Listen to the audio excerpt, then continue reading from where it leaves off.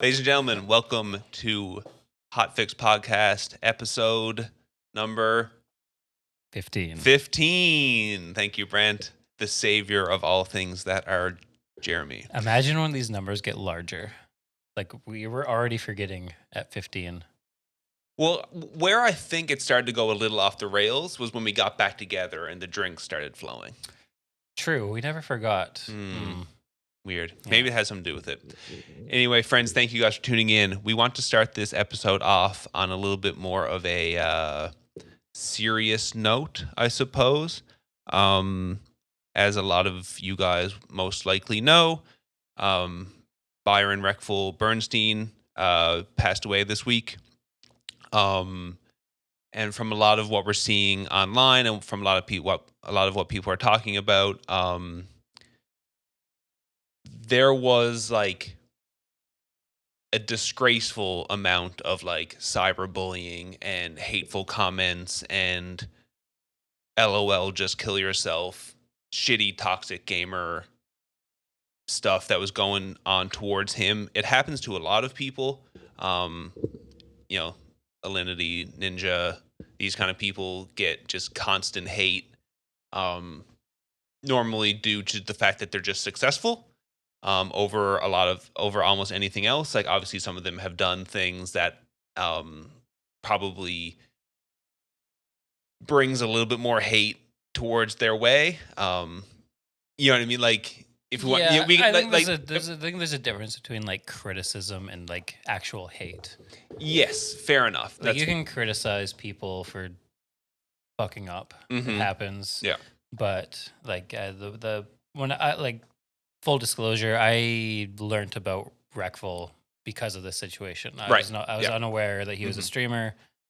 But like when I heard about what happened and I went through like VODs and clips and stuff, like it's the hate was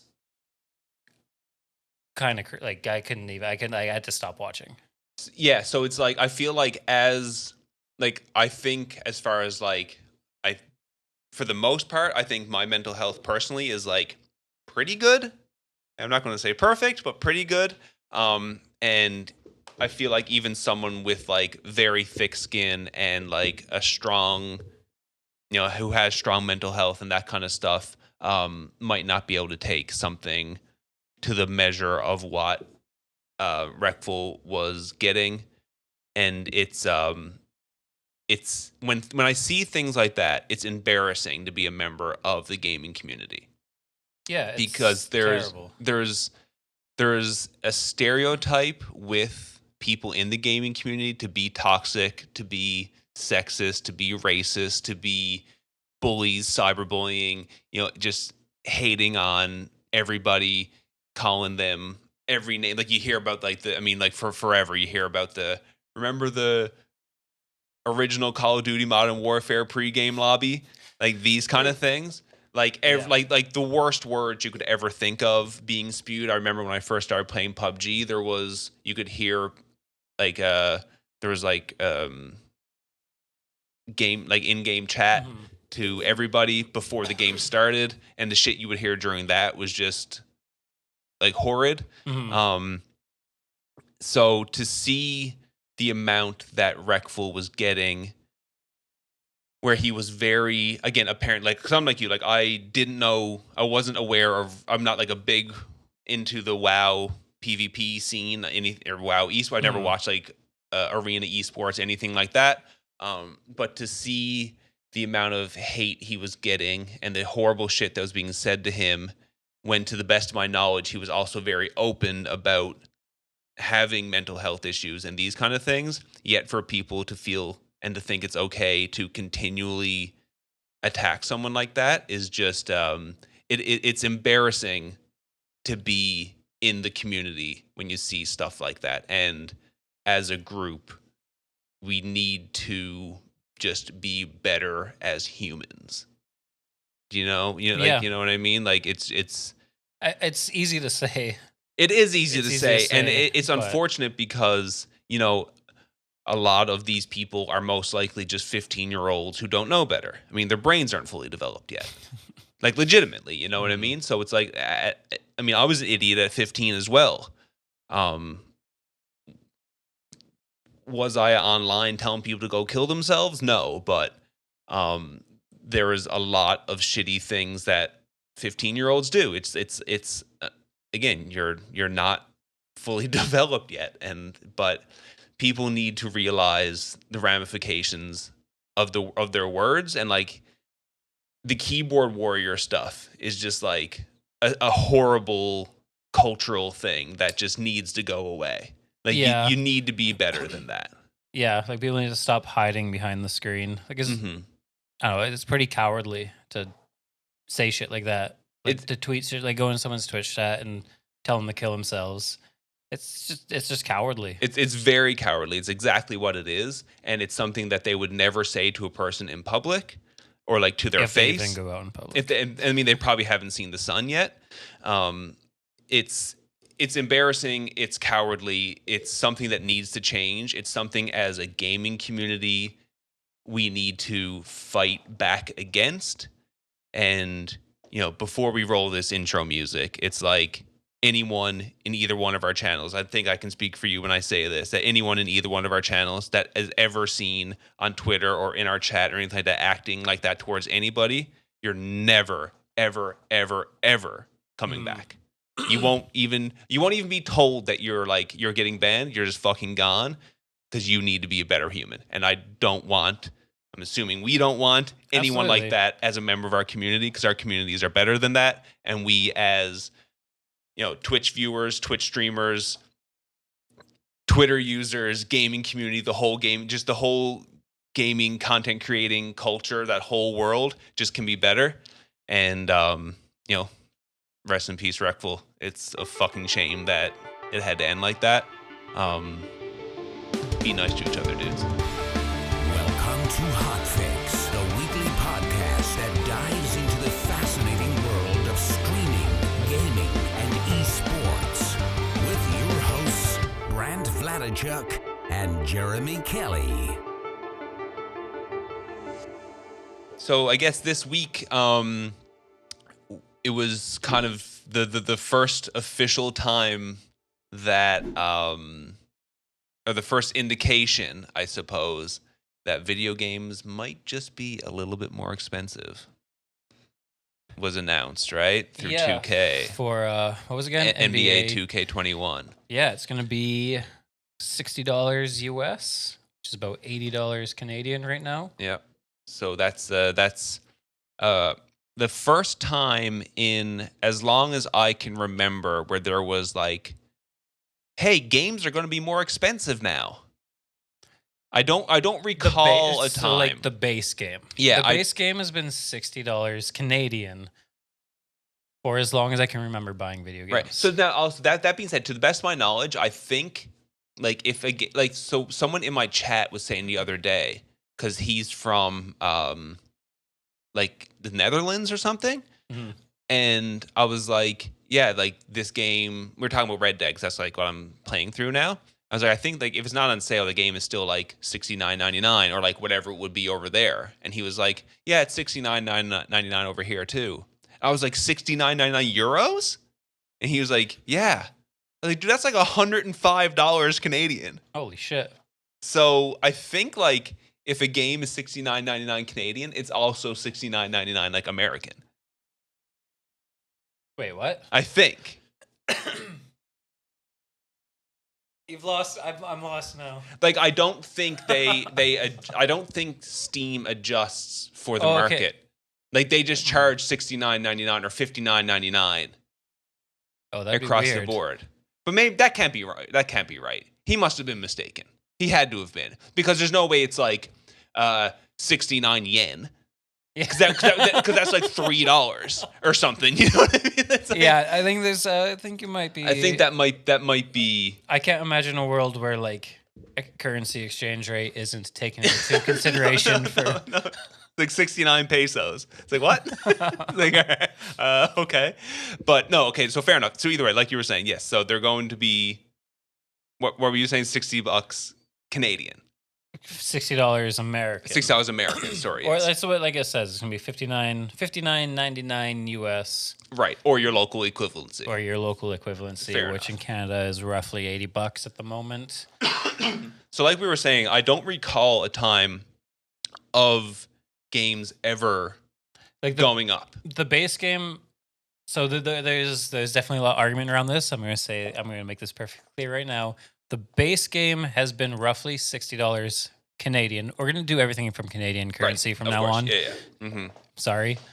It's been roughly $60 Canadian for as long as I remembered. Mm-hmm. And to make up for added development costs, they've been putting add-ons on the games. That's why you see microtransactions. That's why you see the super cool special edition and So stuff that's like where that. that came from. Is it like because initially when I remember special editions and definitive editions or the ultimate edition or whatever it is coming out for a game that you could pre-order, it's because you used to get like I remember buying like the Assassin's Creed 2 Ultimate Edition and it had like a statue of Ezio. Yeah. But like no one buys physical anything anymore. Yeah, but those special editions were $150. Yes, they were because you would get like an actual like Gears of War Lancer, like with like the full size weapon with the chainsaw. That didn't cost $70 ish to get made. It was plastic and weighed half a pound. those are like the microtransactions before microtransactions. Right. So that was what they happened. would sell to make up for development costs, which I like actually never even really thought about that, like why microtransactions became so prominent in games, other than like they're just being greedy. Just give us good games. You know what I mean? Like that was me speaking, by the way. That's my mindset for most games when I see microtransactions. But but now that we're talking about like now that like we've this whole the cost of games just needs to be increased for what we're about to talk about. The more I think about it, I'm like, oh, okay, like I get it because there's like games that are free. Yeah, like the cost of games has been increased. Like when is the last time you actually bought the base version of a game and nothing else above that? Yeah, like if I play a game for any more than let's put like single player campaign experiences aside, where it's like you play Red Dead Redemption 2 like I'm playing through now. Like once I play through that and I play through it once, like I'm not going to play the online. Or actually I just played through Far Cry 5. Right? Like, I'm not going to play through Far Cry 5 again. I don't need to buy any additional ultimate editions to get some unique skin or something like that. Right? So for any game that's like a game that has a lot of replayability, we'll say, if I spend any more than 20 or 30 hours with something like that, then usually I've dipped into the microtransaction store. Yeah, a little bit. At least a little bit. Like League of Legends is free. But yeah. I would say League of Legends has cost me probably $300 or $400. Yeah, I would as say. Like Apex Legends, it's free. Yeah. I've dropped a bill on there easy. Like definitely. Right? Like just between but and I mean it's a brilliant market. We don't need to get into why it's brilliant marketing, but like yeah, it's just if there's a game that I'm really enjoying and additional shit's coming out, and especially if the game is free. If the game is free, there's like, even though I spent hundreds of dollars by now, it's like, well, I never paid anything for the game, and I'm still getting like a lot of enjoyment out of it. I know, but that's the whole psychology behind this marketing. It's smart. I still say Apex Legends is free.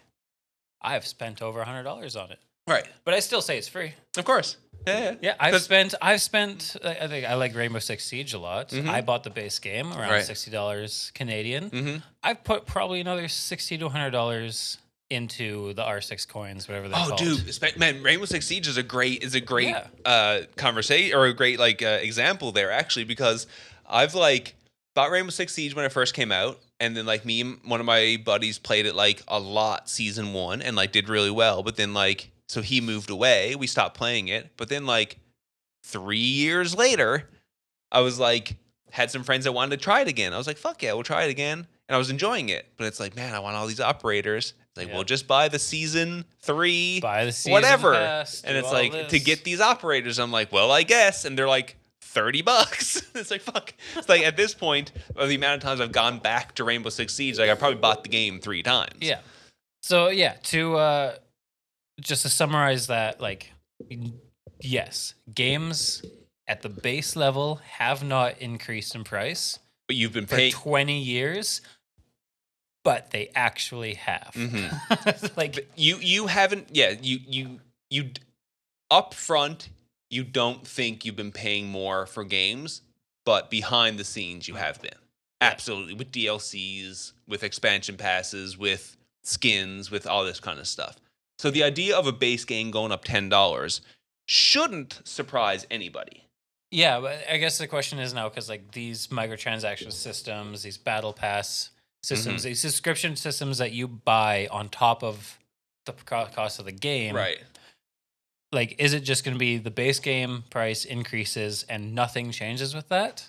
Definitely. Like, there's no I know NBA 2K20, like last year's game, got heat. Like, anyone that's watching this, go check out the reviews on Steam. It's like mostly negative, and it's like tens of thousands of reviews. Not because the game is bad, but it's just like beats you to death with microtransactions. To unlock this, buy this. To get this, do that. Apparently it's just like fucking brutal with microtransactions. Just like buy the coins, buy the coins, buy the coins, and it's just like over. Like, especially if you do like the there's like a My Career where you create a player and you can like get drafted by a team, and then but to get better you do like training, and you can buy like better shoes and like different whatever. But it's like, to get this faster, do you want to pay $5.99 for 600 coins?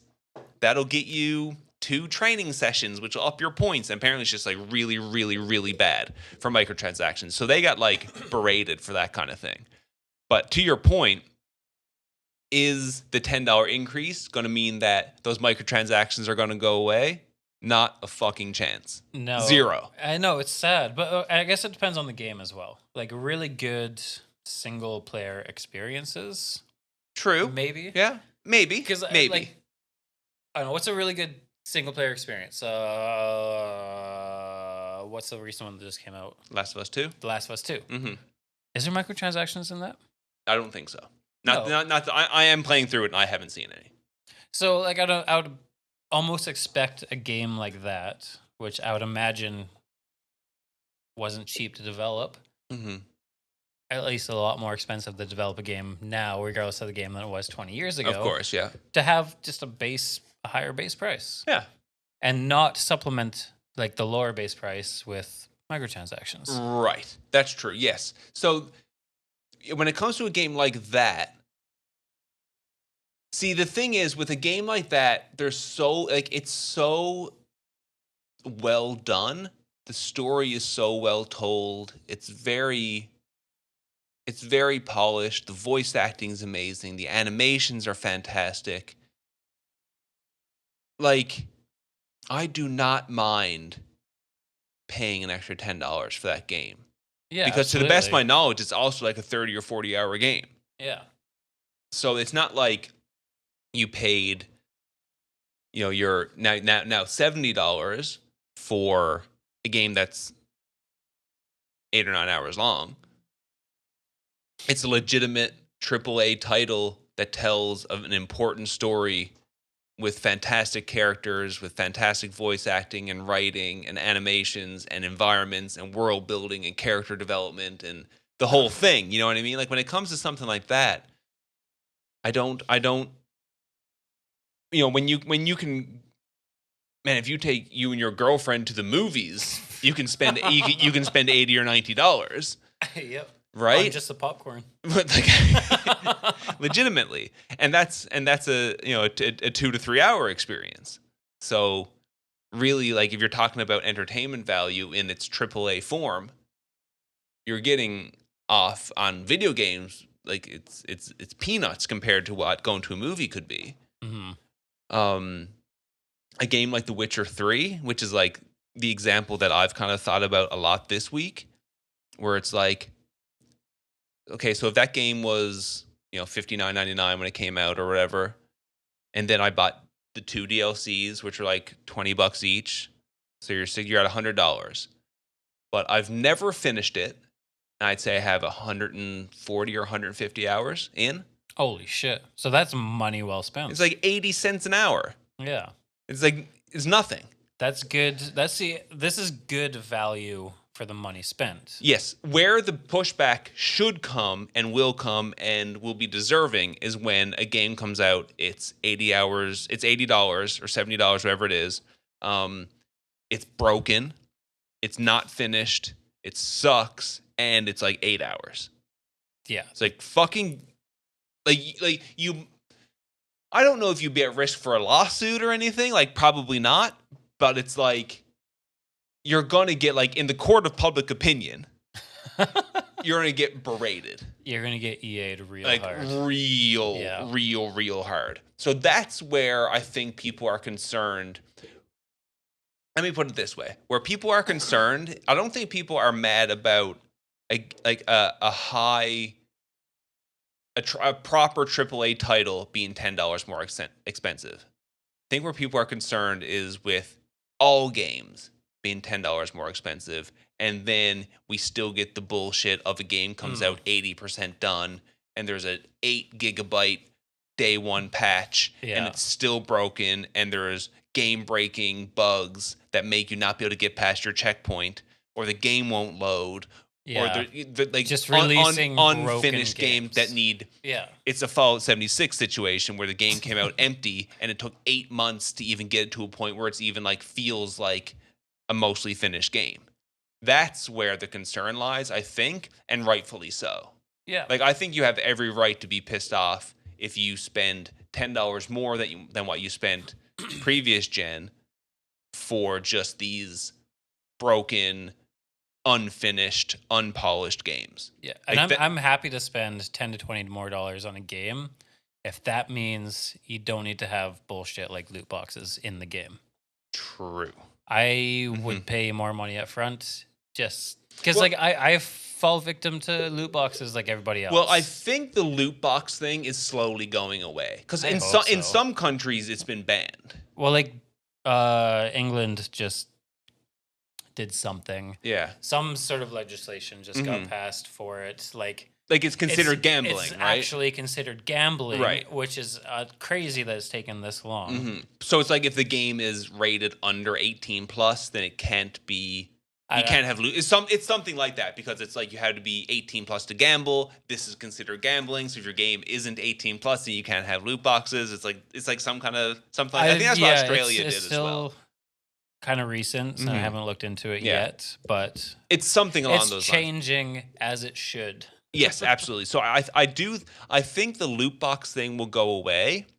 I'm okay with there being loot boxes if all it costs is currency you gain just through playing the game. Game time currency and not money. Yes, but you can't have something in the store where it's like you can get more game time currency by paying. Like there's not don't have that kind of loophole. Yeah, I'm fine with that as well. As long as there's no way to spend physical real life money to get more of them. Exactly. Yes, exactly. But so then when it comes to actual in-game stores, which I'm also very okay with. Like I don't mind in-game stores at all. They shouldn't be super in your face and super pushed down your throat. Like, hey, buy this. But if it's like just cosmetic things and it's if you want, you know what I mean? Like just that kind of idea. Just the, hey, you use X gun in this game a lot.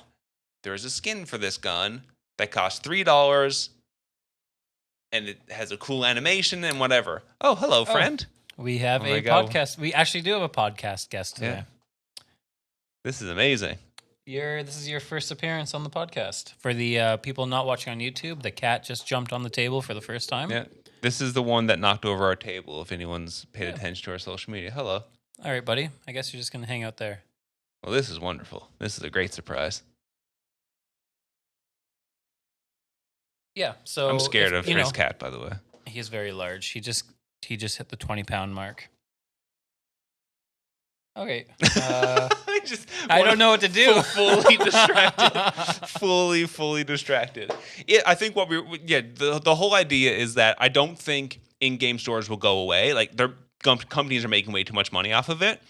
But I hope that the idea of you have to spend more money, or you probably should spend more money if you want to be good. Like any kind of pay to win, any kind of you can advance faster. Never be pay to win. Exactly. Never be advance faster in single player games. And anything like that should just like that has to go away. Everything. Just make it fully cosmetic. That's like one of the things I've really enjoyed about Sea of Thieves, is that there's no way to get your statistics of your character or your ship better. Nothing. There's nothing you can do. You can play the game for 1,000 hours. There's nothing that makes your character or your ship more powerful in any way.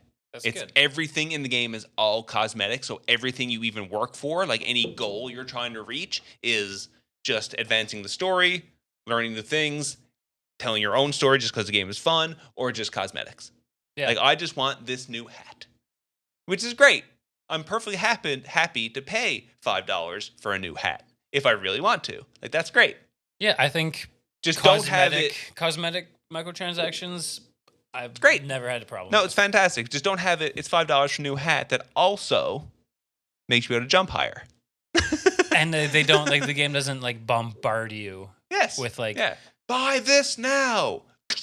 I've played, like, a little bit of Fortnite now with Gabby, just for fun.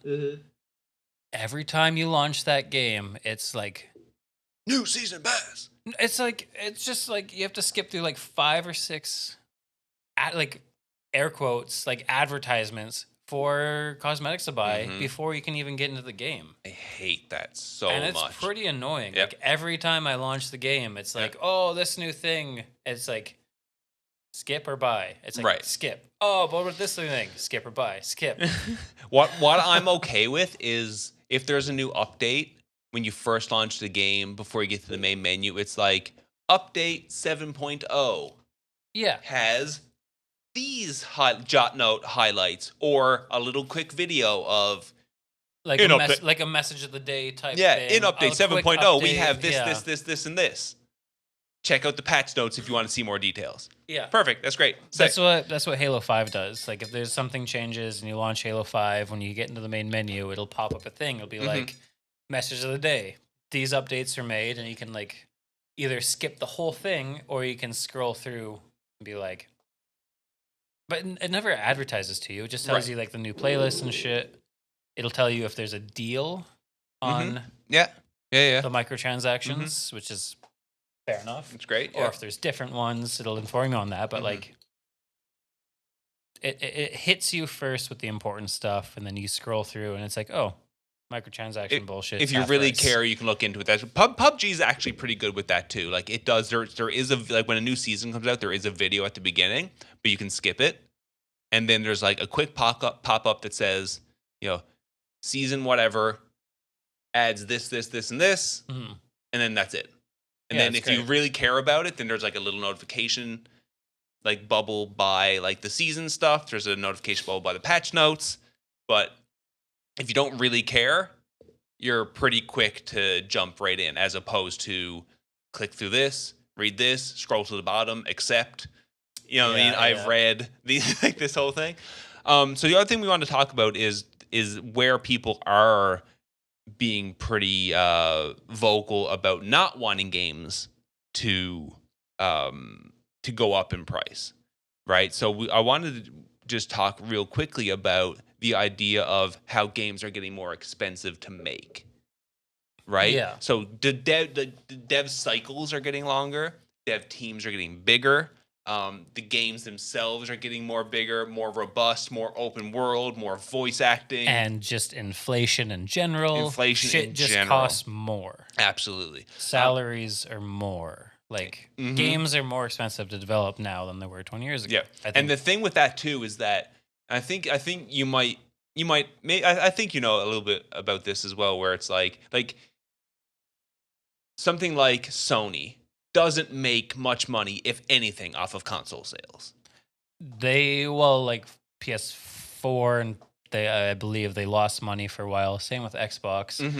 Like, they don't The console isn't there as the moneymaker. The games are there as the moneymaker. So, and that's just more to the point, right? So it's like, if Sony or Microsoft isn't making anything off the sale of the console, then they have to make money off the games. Mm-hmm. And then if you're talking about making money off the games, then you have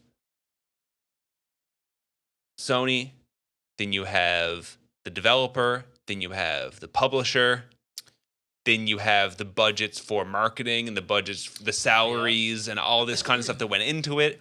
So when I bet if you had like the full budget and what was made off of some game, like I'm looking at this chart of the most expensive game ever made with inflation, which would be Call of Duty Modern Warfare 2, which with inflation for 2020 would be $298 million. $298 million. I would love to see like an actual breakdown of where that went. I think it would be fascinating. It would be fascinating, and something that cost $298 million, but it's also Call of Duty Modern Warfare 2, which I know sold a fucking pile.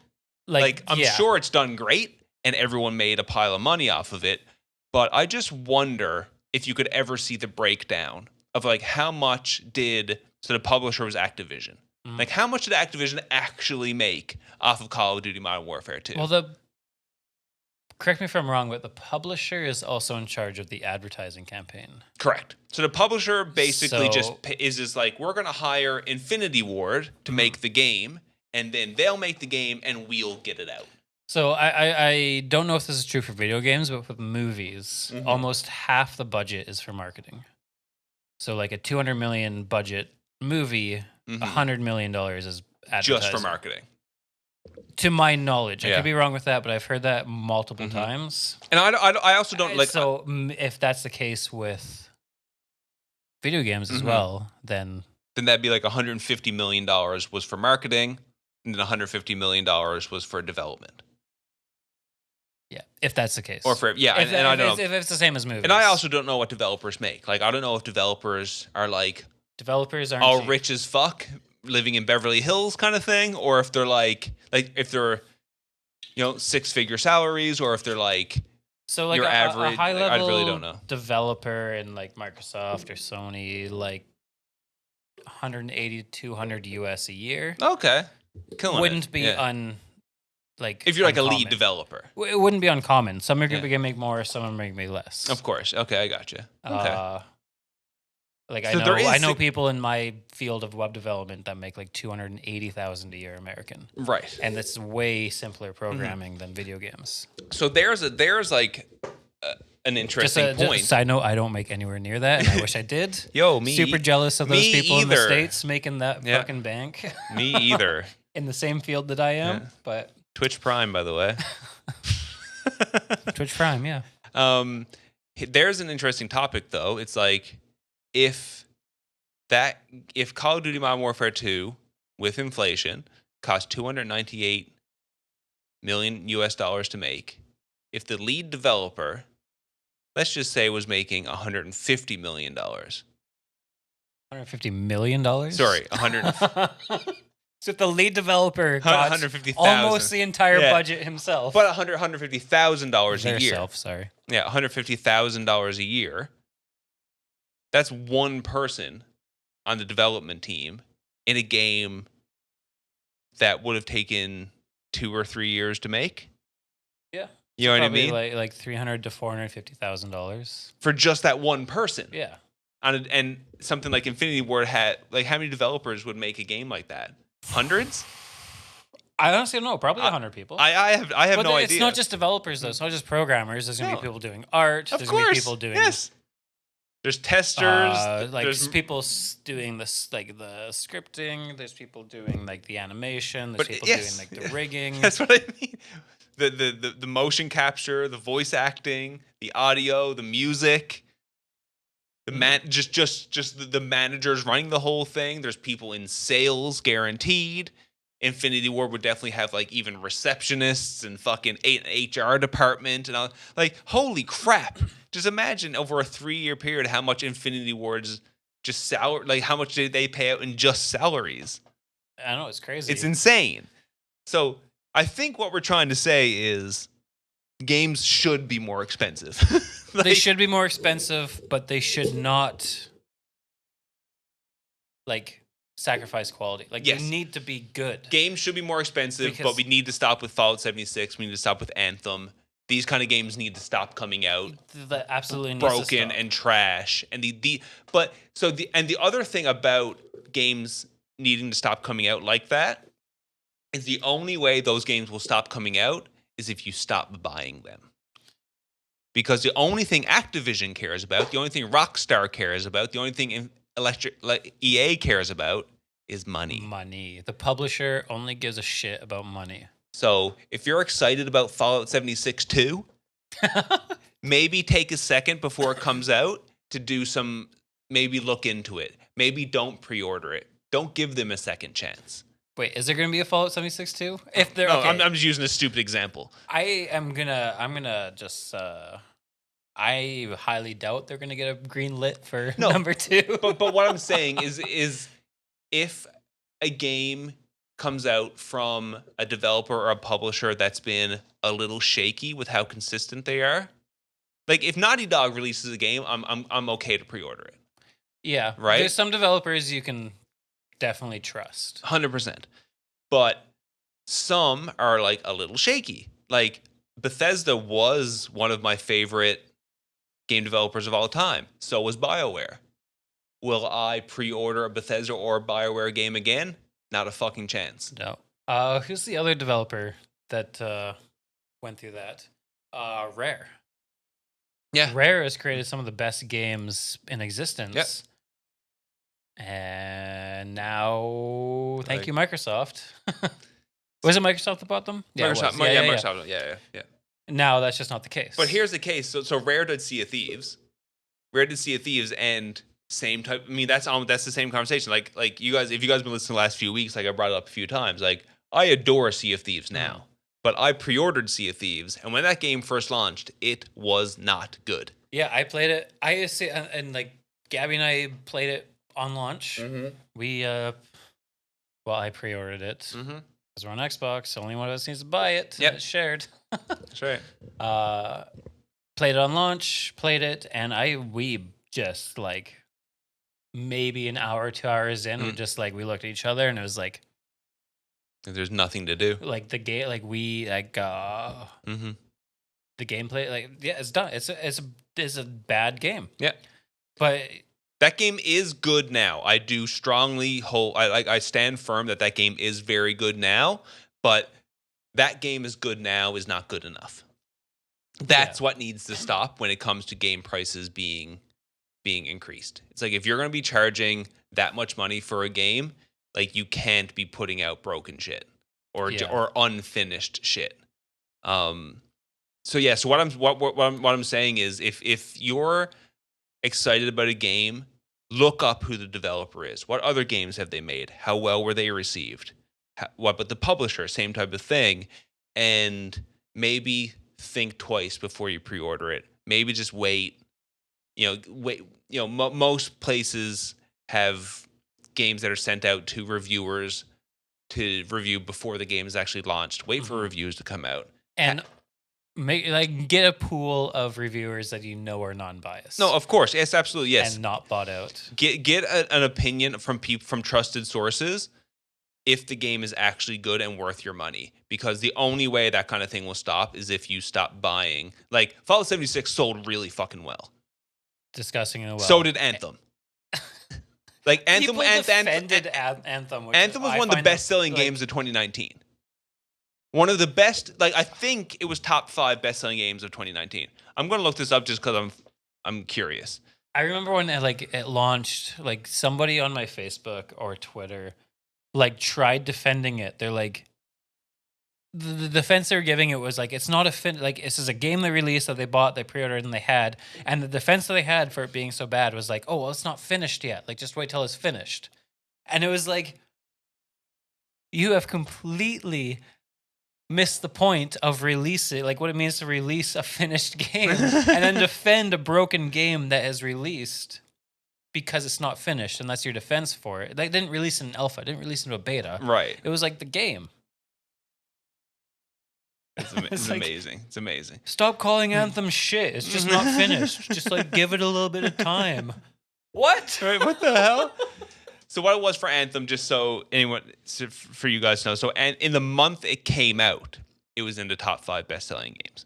It sold about 6 million copies in 2019, which isn't super sick, but that's 6 million copies still for an absolutely unfinished, empty, broken game. For a nothing game. For you know what it was? It was 6 million copies of a tech demo.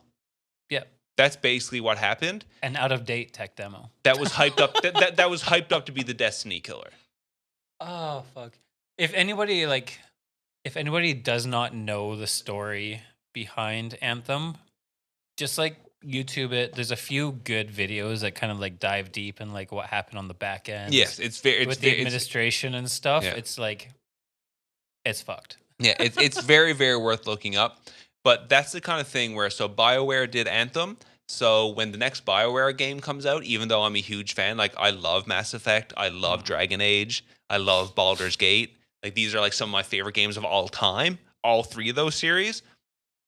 But when the next BioWare game comes out, you can rest assured that I'm waiting before pre-ordering anything.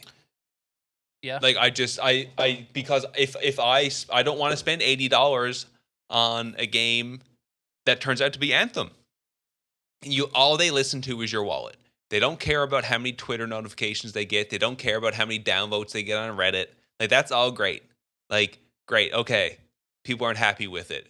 But no, the people who are going to be upset about you guys being unhappy with it are like the community managers. Like the developers will read Twitter and will read Reddit. But the developers and the community managers don't decide what happens with the game. Yeah. They don't decide when it comes out. They don't decide what the next project is. They don't decide what the storyline is or how the development cycle is going to go. It's the people at the absolute top of the food chain, and all they care about is the almighty dollar. It's the bottom line. So just don't support games that aren't finished. Don't support games that that the developers or the publishers haven't done what you feel a game should be doing. You have to, because that's the only way that there's going to be a change, right? Yeah, like, for sure. It's the same thing. Like it's the idea with like I remember with a good example of it is at a certain point. What was it? It was in between Assassin's Creed Unity and Assassin's Creed Origins, I believe.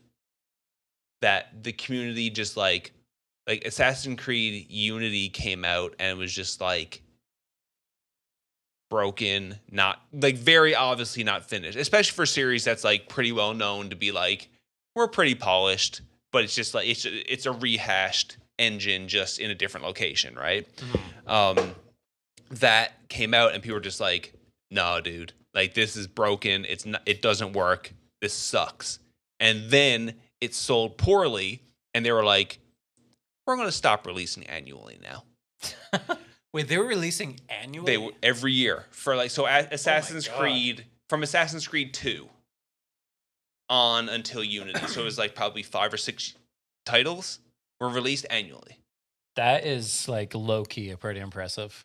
I mean, yes. and I'm a big Ubisoft fan as well. Like very very big Ubisoft fan, but people were like, no, like this is too much. Like it's not done. You guys need to be better than this. And it didn't sell well. And then they were like, all right, we've made it. We tried to have our cake and eat it too, kind of thing. And they were like, okay, here's what we're going to do. We're going to not release a new game next year. We're going to work on the engine. We're going to modernize Assassin's Creed. And then it was like a 2-year wait, and Assassin's Creed Origins came out, which then they had completely redesigned the combat system, the looting system, the items, all that kind of stuff. And Assassin's Creed Origins was great. Assassin's Creed Origins was good. But then Assassin's Creed Odyssey came out a year or two later. I think it was 2 years later. And that game is fucking fantastic. It was like, okay, they took a breath. They had a second to take a breath and be like, okay, we really need to think about what we're doing. Assassin's Creed is a fantastic selling title, of course. Very, very popular. But people spoke with their wallet. we're not buying this anymore. Like, we're done. And they're like, okay, heard loud and clear. And then they made better games. And now I think Assassin's Creed Odyssey came out in 2016 or 17. And Valhalla's come out in 2020. So it's like 3 years? 3 or 4 year probably turnaround? a 4 year development cycle. So it's like... That seems like kind of like the trend now. It's like almost a 4 year... I think a 4 year development cycle is pretty much the thing for any studio. For any mainline development team from a studio, it's usually a 3 or 4 year turnaround. Yeah. I think. Because like Call of Duty was doing the 1 year as well, but it swapped. But they had 3 different studios. It was Treyarch and Infinity Ward. And then they added Sledgehammer. Oh, that's right. They did add For Advanced Warfare, they added Sledgehammer. Yeah. So then it was like the Black Ops series was just Treyarch. Yeah. Then the Modern Warfare series was Activision. And then the Advanced Warfare was totally forgot about Sledgehammer. That. So yeah, if you're gonna do a yearly release cycle, then 2 to 3 different studios working in parallel. I mean, that's that great. Makes sense. That's fantastic. But then you ended up with people who are like, "Oh, I only played Treyarch Call of Duty games." Yep, I was definitely. What was I? Was I Treyarch or Infinity Ward? I don't remember. So who did the Black Ops? Okay, I was Modern Warfare. Which is Infinity Ward. Yeah. Okay, I was an Infinity Ward Call of Duty player. I remember actually having this conversation with a friend, being like, "You're gonna play the next Call of Duty game?" Oh, nah, dude, it's a fucking Treyarch one. It's a Black Ops. I don't play Black Ops. No, dude.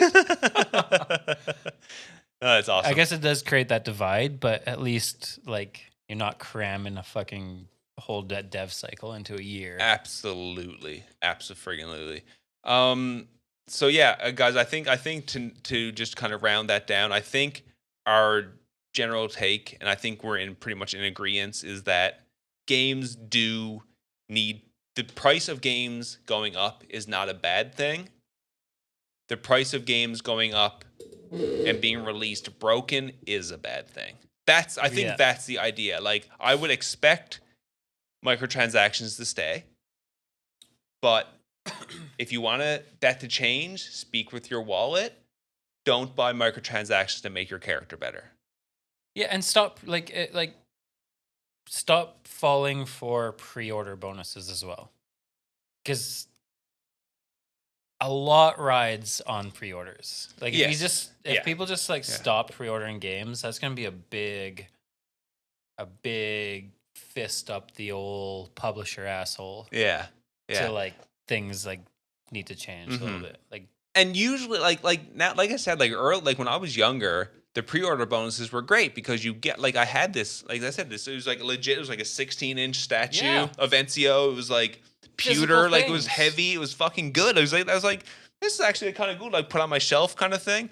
But just to get a digital art book and the soundtrack and or you can have this weapon skin. Yeah, you get a bonus ammo cache. It's I guess it's for $15. I want my Halo statue. I don't have them here, but I have so many Halo statues. Be great. That pre-order and bonus stuff. That's cool. Absolutely, it is what it is. Good games, good. Bad games, bad. Support good games. Support consistent developers. Don't give bad developers second chances without confirming from trusted sources that they're good. Yeah, I think that's the move. And that's also the end of our episode. That is the end. Ladies and gentlemen, thank you guys so much for tuning in. That was such a brick wall ending, but goodbye. Goodbye. Bye.